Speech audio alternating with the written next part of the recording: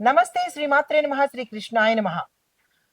మనకి ఖగోళంలో ఎప్పటికప్పుడు మనం ఏం ప్రస్తావించుకుంటాం? యోగాల గురించే ప్రస్తావించుకుంటాం. ఆహ్, రోజువారీగా దిన ఫలితాలు చెప్పుకోవడం అది కామన్. లేదా మాస ఫలితాలు చెప్పుకోవడం అది కామన్. కానీ యోగాల గురించి చెప్పుకోవడము, ఎవరెవరికి ఏ యోగం వర్తిస్తుంది, ఆ యోగంలో మేమేం చేయాలి, ఏం చెయ్యకూడదు, ఆ యోగంలో ఏం లాభాలు వస్తాయి అనే క్యూరియాసిటీ గాని, అనే ఉత్సాహం కానీ, లేదా అంటే కొంత టెన్షన్ కానీ ప్రతి ఒక్కళ్ళకి ఉంటుంది కదా!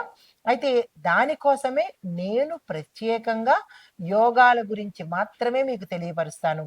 అయితే ఇప్పుడు మనకి అక్టోబర్ నెలలో సెప్టెంబర్ మధ్య నుంచి అక్టోబర్ నెలలో మనకి 3 రకాల రాజయోగాలు గోచరిస్తున్నాయి. అయితే ఈ రాజయోగాలు సెప్టెంబర్ నెల నుంచి అక్టోబర్ నెల ఈ 40 రోజుల కాలము 40 అంటే 12 తర్వాత 21 నుంచి సెప్టెంబర్ 21 నుంచి అక్టోబర్ నెల మొత్తంగా అనగా అక్కడ ఒక 30 రోజులు, ఇక్కడొక 18 రోజులు. ఈ మొత్తంగా మనకి 48 రోజుల పాటు విశేషమైన ఫలితాలు ఇవ్వబోతున్నారు. అయితే ఇవి పా మనకి అందరికీ ఒకేలా ఉంటుందా అంటే, అందరికీ ఒకేలా ఉండదు. కొన్ని రాశులకి మంచి పరిస్థితులు, కొన్ని రాశులకి మిశ్రమ పరిస్థితులు, కొన్ని రాశులకి గడ్డు పరిస్థితులు ఉండే అవకాశం ఉంది. అయితే ఈ ఇంపాక్ట్ మనకి మనుషుల మీదేనా లేదంటే దేశకాలమాన పరిస్థితుల మీద కూడా ఉంటుందా అంటే కనుక అందరి మీద ఉంటుంది. పశుపక్షాదులు, దేశం మీద, మనుషుల మీద ప్రతి ఒక్కళ్ళ మీద ఆ ఇంపాక్ట్ ఉంటుంది. మనుషులం కాబట్టి మనం తెలుసుకుంటాము. మరి పశుపక్షాదులు దేశానికి ఎలా తెలుస్తుంది అంటే, దేశానికి సంబంధించినటువంటి విషయాలు కూడా మన పంచాంగకర్తలు సవివరంగా తెలియచేశారు. అయితే ఇప్పుడు మనకి అక్టోబర్‌లో ఈ గ్రహ సంచారాలు రాబోయే అంశాలలో ఎవరెవరు ఎలా ఉండబోతున్నారు అనేది కనుక చూసినట్టయితే సూర్యుడు కన్యా రాశిలో తులా సంచారం చేస్తూ అక్టోబర్ 17న తులలో ప్రవేశించి అక్కడ ఆహ్, అంటే మనకి స్థిరంగా ఉండిపోయే అవకాశాలు కనబడుతోంది. అలాగే బుధుడు, శుక్రుడు, కుజుడు, గురుడు, శని కుంభరాశిలోను, తర్వాత రాహు మీనంలోను సంచారం చేస్తూ ఈ గ్రహణం మనకి అక్టోబర్ నెలలో సెప్టెంబరు 21 నుంచి మనకి గ్రహణం కూడా రాబోతోంది. ఆ గ్రహణాల ఇంపాక్ట్ కూడా మనకి దీని మీద పడే అవకాశం ఉంది. అయితే 3 శక్తివంతమైన రాజయోగాలు ఏమిటయ్యా అంటే కనుక, ఒకటి గజకేసరి యోగము మనం ఇందాక చెప్పుకున్నట్టు అంటే గత వీడియోలో చెప్పినట్టు గజకేసరి యోగము, ధనయోగము, దీంతో పాటు రాజయోగం కూడా మనకి రాబోతోంది. అయితే ఈ 3 కలిసి ఒకే రకమైన ఇంపాక్ట్ ఇస్తాయా అంటే, కొంతమందికి ఒకే రకమైన ఇంపాక్ట్ ఇవ్వచ్చు. మరి కొంతమందికి మిశ్రమ ఫలితాలు ఇవ్వచ్చు. అయితే ఎవరెవరికి ఏమి ఫలితాలు ఇస్తున్నాయి అనే అంశం చూసినట్టయితే గనక, ముందుగా దేశ కాలమాన పరిస్థితులు తెలిసేసుకుందాము. అయితే దేశ పరిస్థితి చూసినట్టయితే కనుక దేశంలో రాజకీయ పరిస్థితి అకస్మాత్తుగా కొన్ని కొన్ని రాజకీయ నిర్ణయాలు తీసుకోవాల్సిన పరిస్థితి ఏర్పడడంతో పాటు ఇవి యొక్క దేశాన్ని ప్రభావితం చేసేటట్టుగా కూడా ఉంటాయి. అయితే రాజకీయ కూటములు, విస్తరణలు, సంస్కరణలు కూడా ఈ సమయంలో ప్రవేశపెట్టవచ్చు. ఆర్థికంగా చూసుకున్నట్టయితే గనక మనకి స్టాక్ మార్కెట్‌లో ఫ్లక్చుయేషన్స్ ఒస్తాయి. హెచ్చుతగ్గులొస్తాయి. అంటే మన బంగారం ధరలు పెరగడము, మళ్ళా తగ్గడము, మళ్ళా పెరగడము, తగ్గడము ఇట్లాంటి అనిశ్చితమైన పరిస్థితులు ఏర్పడతాయి. ఐటీ సాఫ్ట్‌వేర్‌లు కూడా కొంత ఫ్లక్చుయేషన్‌కి గురి అయ్యే అవకాశాలు, కొంతమందికి ఐటీ ఉద్యోగాలు కోల్పోవడము, ఇలాంటి అనిశ్చితమైన పరిస్థితి, స్థిరము లేని పరిస్థితి కనబడుతుంది. తర్వాత వ్యవసాయదారులకు చూసుకున్నట్టయితే కనుక కొంతమందికి స్థానికంగా అంటే భూ ప్రాంతాన్ని బట్టి, వాతావరణాన్ని బట్టి ఆహ్, వరి, పత్తి ఈ పంటలకు కొంత లాభము రావడంతో పాటు వరదల సమస్య కూడా వచ్చే అవకాశం కనబడుతోంది.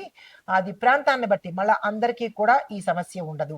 న్యాయరంగంగా చూసినట్టయితే గనక కొన్ని తీర్పులు పెండింగ్ పడిపోవడము, మరి కొన్ని తీర్పులు బయటికి వెలువడే అవకాశము కనబడుతోంది. పాత రాజకీయ కేసులు కూడా కొత్త మలుపులు తిరుగుతూ బయటకొచ్చే అవకాశం ఉంది. తర్వాత వాతావరణ పరిస్థితి చూసినట్టయితే గనక అకాలంగా ఉన్నట్టే ఉండడము, అకాలంగా వర్షాలతో పాటు వరదలు కూడా వచ్చే అవకాశము కొన్ని ప్రాంతాల్లో గోచరిస్తోంది. అయితే కొన్ని ప్రాంతాలలో వరదలతో కొన్ని రాష్ట్రాలు ఇబ్బంది పడేటట్టుగా కూడా కనబడుతోంది. అయితే సామాజికంగా ఎలా ఉండబోతోందంటే, ఆధ్యాత్మిక పరంగా ప్రజలు ఎక్కువగా పార్టిసిపేట్ చేయడము, ఈ గ్రహణాలు, తర్వాత సూర్యగ్రహణము, తర్వాత రాబోయే చంద్రగ్రహణము, దీంతో పాటు అమ్మవారి ఉత్సవాలు, గణేష ఉత్సవాలు ఇలాగ ఆధ్యాత్మిక పరంగా ప్రజలందరూ సంతోషంతో వాళ్ళ కష్టాలన్నీ పక్కన పెట్టి సంతోషంతో పార్టిసిపేట్ చేయడంతో పాటు దానికి సంబంధించినటువంటి పరిహారాలు చేసుకుంటూ అంటే ఒక ఆధ్యాత్మికమైన వాతావరణం అనేది కనబడుతోంది. ఎక్కడ అల్లర్లు కానీ గొడవలు కానీ లేకుండా ప్రశాంతమైన వాతావరణం గోచరిస్తోంది. అయితే ఈ ఫలితాలు మరి మేషాది ద్వాదశ రాశుల వారి మీద ఎలా ఉండబోతోంది అనే అంశంలో ఒక్కొక్క రాశి గురించి విశ్లేషణ చేద్దాం. అయితే ఈ యొక్క రాజయోగాల ఫలితాలు మనకి సెప్టెంబర్ నుంచి అక్టోబర్ వరకు మనకి కొన్ని రాజయోగాలు ఏర్పడతాయని తెలుసుకున్నాం కదా. అయితే ఈ రాజయోగాలు మేషాది ద్వాదశ రాశుల వారి మీదకి ఎలా ఇంపాక్ట్ పడుతోంది, వాళ్ళకి జరిగే విశేషాలు ఏంటి, మంచి ఏంటి, చెడేంటి అనేది మనం సవివరంగా తెలియజేస్తాను. తదుపరి రాశి ధనస్సు రాశి.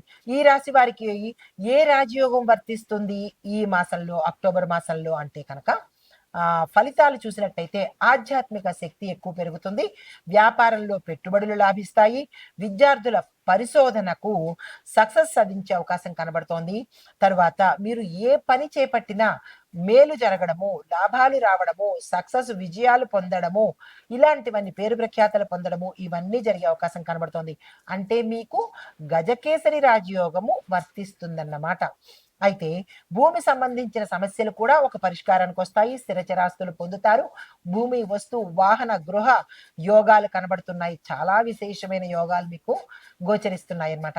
అయితే అందరికీ కూడా ఏ రంగంలో ఉన్న వాళ్ళకైనా ఈ గజకేసరి రాజయోగం కూడా మీకు ఇంప్లిమెంట్ అయ్యే అవకాశం కనబడుతోంది. అయితే కుటుంబ పరంగా చూసుకున్నట్టయితే కనుక ఎటువంటి ఇబ్బందులు కుటుంబంలో కనబడలేదు. శుభకార్యాలు ఆగిపోయినవి కానీ లేదా కొత్తగా కానీ శుభకార్యాలు జరిగే అవకాశం కనబడుతోంది. గర్భిణీ స్త్రీలకు సుఖప్రసవంతో పాటు వారు ఏదైతే అనుకుంటారో అంటే ఎక్కువగా ఇక్కడ మనకి స్త్రీ సంతానం గోచరిస్తోంది. ఈ సమయంలో స్త్రీ సంతానం కలగవచ్చు. అంటే ఈ సంతాన విషయంలో మనము ఖచ్చితంగా చెప్పలేము. గోచార రీత్యా అయితే చెప్పగలం కానీ వ్యక్తిగతంగా మనకి ఇదే కలుగుతుంది అనేది చెప్పలేము. గోచార రీత్యా చూస్తే స్త్రీ సంతానం కలిగే అవకాశాలు కనబడుతున్నాయి. అయితే మీకు చెప్పదగిన పరిహారము గురువారం రోజు పసుపు బట్టలను దానంగా ఇచ్చి మీరు ధరించి విష్ణుమూర్తి ఆలయ సందర్శనం చేసుకొని అక్కడ కనుక మీరు పూజ చేసుకున్నట్టయితే విశేషమైన ధనరాజయోగం కూడా అంటే చూచాయిగా కనబడుతోంది. గజకేసరితో పాటు ధనరాజయోగం కూడా కనిపిస్తోంది. దానికి సంబంధించిన ప్రయత్నాలు చేసుకోండి. నమస్తే. అయితే మొత్తం మీద ఈ సమయంలో మనకి 3 యోగాలలో కొంతమందికి కొన్ని యోగాలు, కొంతమందికి అన్ని యోగాలు, కొంతమందికి ఏమీ కలగకపోవడం అనేది గోచరిస్తోంది. అయితే ఓవరాల్ గా చూసినట్టయితే కనుక అక్టోబర్ 6, 20 ఈ 2 డేట్లు గుర్తుపెట్టుకోండి. చంద్రగ్రహణ ప్రభావం గతంలో ఉండడం వల్ల కొన్ని ముఖ్యమైన నిర్ణయాలు మీరు వాయిదా వేయవలసిన పరిస్థితి ఏర్పడుతోంది. తర్వాత మొత్తం మీద చూసినట్టయితే కనుక ఈ 3 రాజయోగాలు ఆర్థికంగా ఉత్సాహము, రాజకీయంగా మార్పులు, వ్యవసాయ పరంగా లాభాలు తెచ్చిపెట్టేటట్టుగా గోచరిస్తోంది. అయితే మరి వ్యక్తిగతంగా ఎలా ఉండబోతోంది, ఏ రాశులకు గౌరవాలు ఏర్పడతాయి, ఏ రాశులకు ధనయోగం కలుగుతోంది అనేది ముందుగా మీకు చెప్పడం జరిగింది. అయితే కొన్ని రాశుల వాళ్ళకి పదవి, ధనము, గౌరవము, సౌఖ్యము ఇవి మాత్రం కలిగేటట్టుగా కనబడుతోంది. ప్రతిదీ మీకు సవిస్తరంగా తెలియజేశాను. నమస్తే.